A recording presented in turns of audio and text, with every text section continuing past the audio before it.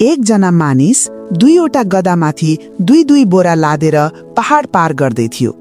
बाटोको बीचमा पहिलो गधा जब्रुका खुट्टा काँप्न थाले। उसले अर्को गधा गब्रुलाई भन्यो, भाइ गब्रु, एउटा बोरा तिमीले बोकिदेऊ न, ताकि म यो उकालो चढ्न सकूँ। तर गब्रुले भन्यो, यो तिम्रो काम हो, तिम्रो बोझ हो, म किन बोक्नु। जब्रु दुखी मनले उकालो चढ्न थाल्यो। अचानक उसको खुट्टा चिप्लियो। दुईवटै बोरा भुइँमा खसे र जब्रु खोजमा खस्यो। मानिस रोयो, तर एउटा गधा सधैँका लागि गुमिसकेको थियो। अब मानिसले भुइँबाट ती दुई बोरा उठायो र गब्रुको ढाडमा लादिदियो। अब गब्रुको ढाडमा 4वटा बोराको बोझ थियो, साथै पछुतोको भारी बोझ पनि थियो।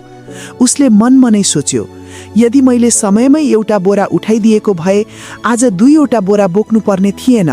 साथीहरू, जिम्मेवारीबाट भाग्दा आज हल्का महसुस होला, तर भोलि त्यसको दोब्बर बोझ बोक्नुपर्छ। त्यससँगै मनभित्रको पछुतो पनि हुन्छ, जसले तिमीलाई भित्रैदेखि तोडिदिन्छ। त्यसैले जब कुनै जिम्मेवारी आउँदै गरेको देखिन्छ, त्यसबाट मुख नफर्काऊ, बरु खुसी खुसी पूरा गर।